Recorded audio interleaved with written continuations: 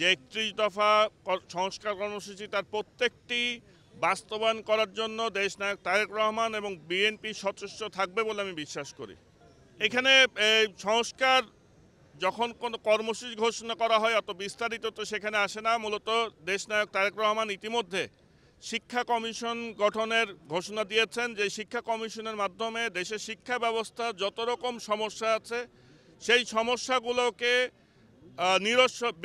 সেগুলো নিরূপণ করে বের করে সেগুলোর সমাধানের বিষয়ে বিএনপি এবং দেশনায়ক তারেক রহমান সচেষ্ট থাকবেন বলে আমি মনে করি।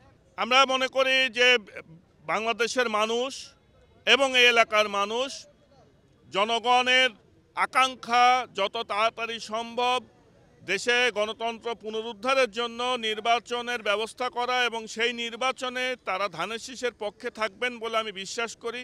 কারণ যে কোনো প্রক্রিয়ায় এলাকার উন্নয়ন এবং যে কোনো ধরনের সমস্যা সমাধানের করতে নির্বাচিত সরকারের কোনো বিকল্প নাই বলে আমার মনে করা হয়।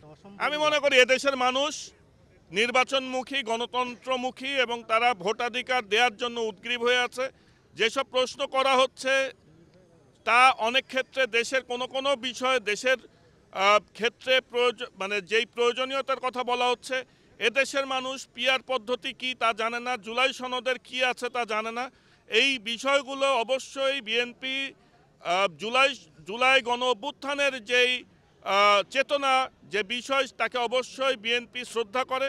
কিন্তু এই যে ইতিমধ্যে যে গণভোটের যে বিষয়টাকে বিভিন্নভাবে উত্থাপন করা হচ্ছে, আদৌ সেই বিষয়ে দেশের জনগণ কতটুকু বুঝে তা আগে সেই সংশ্লিষ্ট কমিশনকে আগে নির্ধারণ করতে হবে।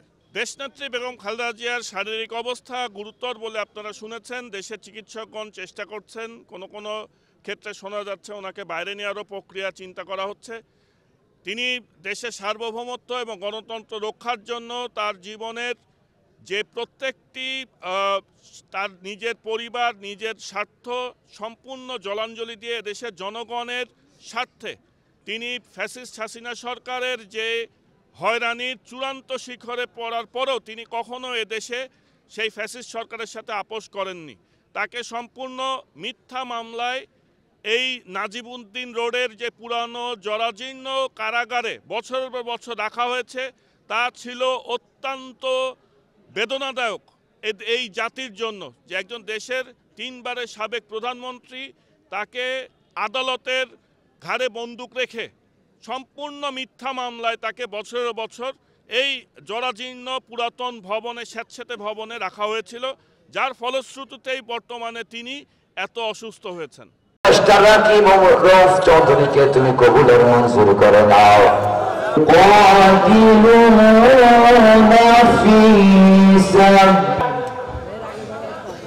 তার রহমানের মাতা আপনারা করবেন সেই বিষয়ে আপনাদেরকে আজকে বক্তব্য।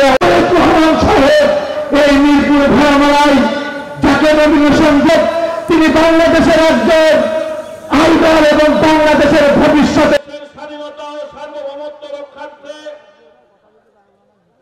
মিথ্যা মামলায় যে কারাগারে থেকেছেন, কুষ্টিয়া সরকারের ছাত্র সংসদে ঘটেছিলেন। বিএনপি কেন্দ্রীয় নির্বাহী কমিটির সম্মানিত সদস্য উপস্থিত আছেন, ভারতের উপজেলা ছাত্র দলের বিপ্লবী সদস্য সচিব, বিএনপি থেকে ধানের শীষের মনোনয়ন নিয়ে এই আসলে সংসদ সদস্য বাংলাদেশের একজন সুনামধন্য আইনজীবী আজকে আমার আপনাদের মাঝে। ربنا لا تزغ قلوبنا থানা মিরপুর পাইলট বাদুরীকে বিদ্যমাই দয়া করে মেহেরবানি করে আল্লাহ হাজার হাজার রব্বুল আলামিন মুহাম্মাদুর রাসূলুল্লাহ